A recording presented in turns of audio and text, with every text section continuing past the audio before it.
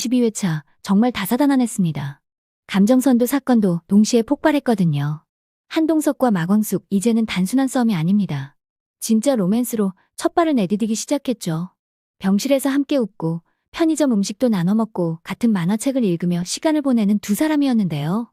그 공간은 세상의 시선이 닿지 않는 오직 그들만의 작은 세상이었습니다. 도박은 하지 않는다는 동석이었는데요. 그러나 손목 때리기엔 웃으며 코를 외치고 화투 한 판에 소원을 걸며 각서까지 쓰는 새로운 모습을 볼 수 있었죠.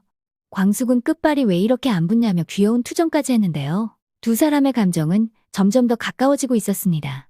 하지만 밖에선 소문이 퍼지기 시작했죠. 같은 병실, 특실 배정, 입원 핑계, 혹시 둘이 사귀는 거 아냐?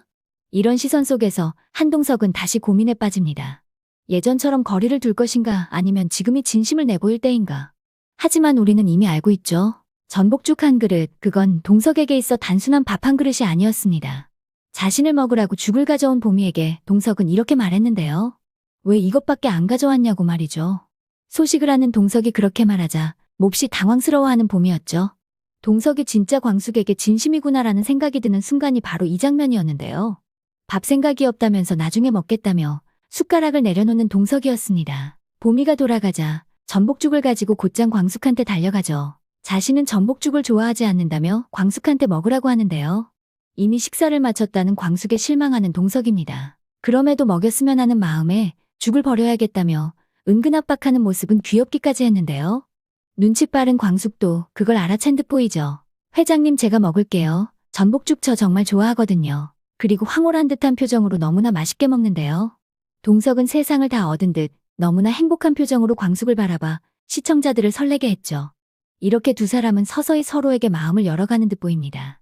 그런데 설렘도 잠시 광숙이 퇴원하자마자 TV에서 충격적인 뉴스가 나와 술도가를 충격에 빠뜨리는데요.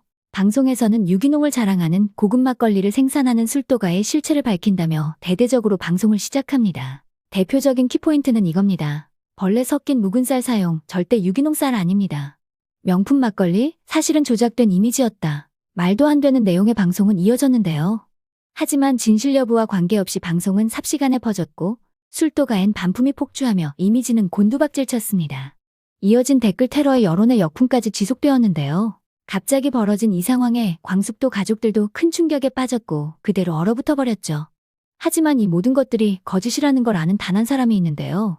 바로 동석입니다. 이제 동석이 광숙을 위해 움직일 차례로 보이죠. 동석은 누군가가 술도가를 모함하고 있다고 생각할 텐데요. 꽃뱀 사건도 전혀 실체 없는 가짜뉴스였죠. 그로 인해 광숙을 오해하며 돌이킬 수 없는 큰 실수를 저질렀습니다. 아마도 동석은 현재 벌어지고 있는 이 방송과 꽃뱀 사건의 배우가 동일인이라고 생각할 텐데요. 대대적으로 조사를 시작하지 않을까 싶습니다. 이는 광숙을 위한 일이기도 하지만 납품을 받고 있는 LX 호텔 입장에서도 엄청나게 중요한 일이기 때문이죠. 자칫 잘못하면 검증도 안 된 술도가 막걸리를 가져다 쓴 오명을 뒤집어 쓸 수 있기 때문입니다. 단순한 독고타기 이 부분을 간과한 것인데요. 술도가에 문제가 생기면 LX 호텔까지 치명타를 입을 거라는 것을 말이죠. 그래서 동석이 조사를 나설 거라는 건 상상도 못한 것입니다. 결국 동석은 배우가 독고타기라는 걸 밝혀내지 않을까 싶은데요. 어쩌면 이 사건이 세리와 결의가 헤어지는 결정적인 계기가 되지 않을까 싶습니다. 실체를 알아낸 동석은 방송국에 전화를 걸어 방송된 영상은 조작임을 알릴 텐데요. 원본 영상은 따로 있다고 말이죠. 정정 보도를 하지 않으면 납품받고 있는 LX 호텔 대표 자격으로 법적 조치에 들어가겠다고 압박할 것으로 보입니다. 결국 진실은 밝혀지면서 정정 보도를 하지 않을까 싶습니다. 그리고 이 와중에 또 하나의 감정선이 터집니다. 바로 세리와 오범수이죠. 두 사람 관계에 불안을 느낀 정미애는 동석을 찾아가 결혼을 서두르자고 말하는데요. 심지어 날짜까지 구체적으로 정해버립니다. 그런데 정작 세리의 표정은 도살장에 끌려가는 소처럼 느껴지며 안쓰럽게 느껴지는데요. 결의와의 거리는 좁혀지지 않고 결혼에 대한 기대감은 1도 없습니다. 정미애는 결국 그동안 꾹 참고 있던 범수와의 관계에 대해 물어보는데요. 혹시 오범수 교수 때문이냐고 말이죠. 슬기는 고개를 떨구고 작은 목소리로 말합니다. 저도 제가 왜 이러는지 모르겠다고 말이죠.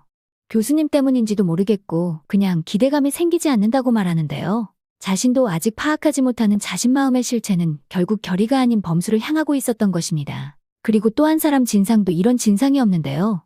광숙과 결혼이 쪽난 박상남은 자신이 공주실에게 선물한 명품 가방을 내놓으라며 압박하죠. 이는 광숙과 동석이 사귄다고 오해한 것에서 비롯된 것입니다. 과거 공주실에게 선물했던 500만 원짜리 명품 가방을 다시 돌려달라고 하죠. 하지만 그 가방은 이미 감자마켓에 팔아버린 상태인데요. 상남은 가방이 없으면 현금 500을 내놓으라며 수시로 전화에 압박합니다.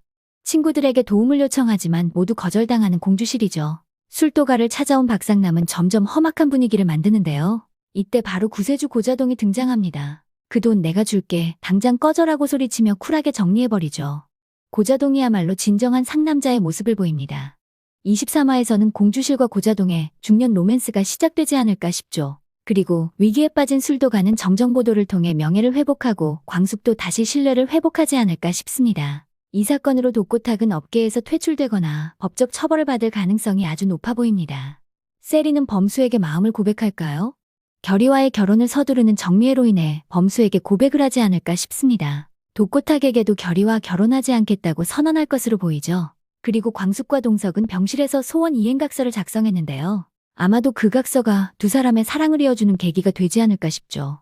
동석은 술도가로 힘들어하는 광숙을 위로하기 위해 데이트 신청을 하지 않을까 싶습니다. 오늘 영상은 여기까지입니다. 구독, 좋아요는 언제나 제게 큰 힘이 됩니다.